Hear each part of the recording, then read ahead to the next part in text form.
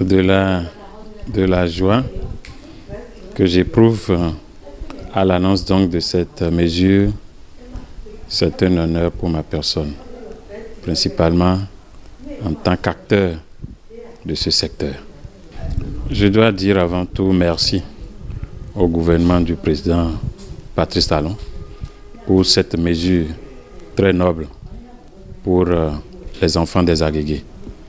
Et en étant premier citoyen donc de cette commune, je puis dire, je suis d'ailleurs la personne la plus indiquée pour dire combien de fois cela va impacter positivement le maintien des enfants-filles dans la commune des Agégués. Et pour avoir servi dans l'un des collèges de cette commune, je peux véritablement vous dire que beaucoup de cas de déscolarisation ont lieu suite au non-paiement de la contribution scolaire. Si vous faites un tour, vous comprendrez que cette communauté que je dirige regorge d'habitants dont les conditions sont misérables et des gens donc qui ont besoin d'être secourus. Et quand le parent est misérable, vous imaginez ce que l'enfant devait être. J'ai coutume de dire que la pauvreté n'est pas héréditaire. C'est-à-dire donc qu'il est donc possible de prendre des mesures pour que les enfants d'un misérable ne soient pas misérables.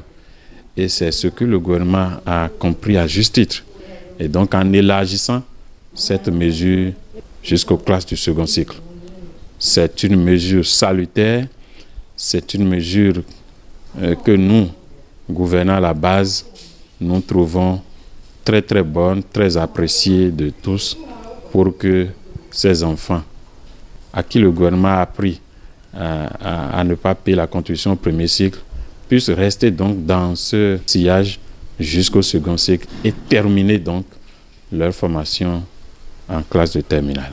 Je voudrais dire, particulièrement parlant d'élèves, puisque la contribution de ces enfants serait prise donc en compte désormais par le gouvernement, il est donc inévitable que eux, ensemble avec nous, nous puissions travailler sur les autres questions qui empêchent nos enfants de rester à l'école jusqu'à décrocher leur baccalauréat.